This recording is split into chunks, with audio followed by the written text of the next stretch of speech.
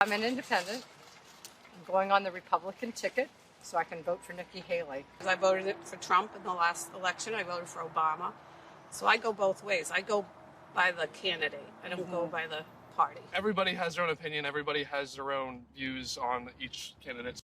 Okay, so the polls are open in New Hampshire. Voters there making their voices heard after months of campaigning. The next big test in the race for the White House, well, it is here. The Republican presidential primary is down to former President Donald Trump and Nikki Haley. And our Bailey Hurley is live here in studio now. Bailey, you have a look at the state of the race today. That's right. Now, Nikki Haley, she spent much of the day yesterday across New Hampshire hoping to convince voters to check her name on the ballot, insisting she's the last hope of stopping a Biden and Trump rematch, telling voters Trump and President Joe Biden, they're just too old for the job. Do you want more of the same? Or do you want to go forward? Are we really going to say that we're okay with having our options be two 80-year-olds that run for president? Now, most of the polls opened early this morning in New Hampshire, but midnight voting, that's tradition in the tiny town of Dixville Notch. That's where all 6 registered voters showed up for Haley, but polls show Dixville Notch, it may not be a reliable indicator of how things will play out later today, as some have the former UN ambassador trailing by double digits.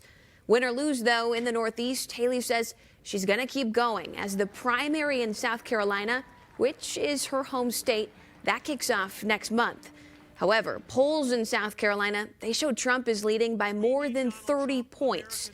And get this, all of Trump's former Republican primary rivals, they've officially lined up behind him, voicing their support for the former president. You guys do your part. Come out on Tuesday night. End this primary right here. Off to defeat Joe Biden in November. And our best days as a nation are still yet ahead of us.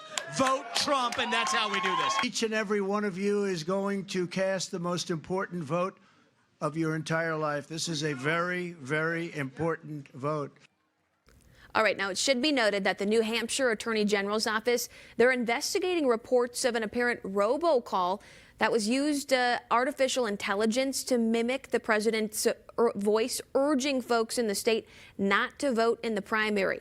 The White House says, though, that the call was not recorded by the president. Leah. All right, Bailey Hurley reporting for us. Thank you. And yet most of that attention today is really on the Republican side because President Joe Biden is not on the ballot there in New Hampshire today.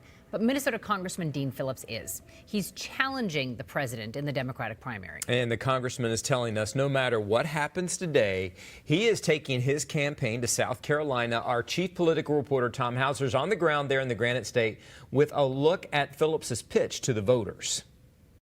Dean Phillips campaigned from early in the morning Monday until a campaign event late Monday night. He says he'll do the same thing all day Tuesday. I believe in the Second Amendment. Dean Phillips started his day with early morning radio interviews. Let's lead with how do we reduce gun violence? Connecting with young, first-time voters. When asked questions, he didn't hold back on his opinion. He's really outspoken, and his message, A Time for Change, really spoke to me. Energized young people, for all the Democrats watching, finally we have some options here to energize young people to participate. I'm Dean. Phillips also reached out to older voters at a Nashua Rotary Club meeting of Republicans, Democrats, and independents, criticizing President Biden for being anti-democracy. The President of the United States chose not to be on your ballot. His decision. Phillips talked about support for congressional term limits, affordable housing, and protecting Social Security. You kind of have the mindset that I look for in a candidate. I am an independent. The two-party system doesn't work for me. Voters we talked to liked his straight talk. I was very impressed. I like his energy. I like what he says about getting the two parties together. I just like what he said. The total package made sense to me. Phillips says he hopes a strong showing at the New Hampshire polls will wake up Democrats. We're in the 20s, that would be great, but I think the number people should really be paying attention to is Joe Biden. He is an unelectable Democrat, historically low approval numbers right now. Phillips will be hosting a primary night election event as well as they watch the results come in. He says no matter what the results, he will take his campaign on to South Carolina. In Manchester, New Hampshire, Tom Hauser, 5 Eyewitness News. Okay, Tom Hauser is going to be on the ground there in New Hampshire this entire time. And we did just check in with him already this morning. He recorded that last night. He says he's really busy today. He's following Congressman Phillips around the state. They're going to multiple polling places.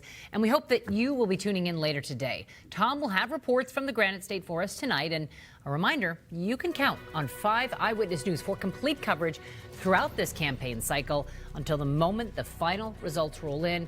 We will have all those developments on air and online at KSTP.com.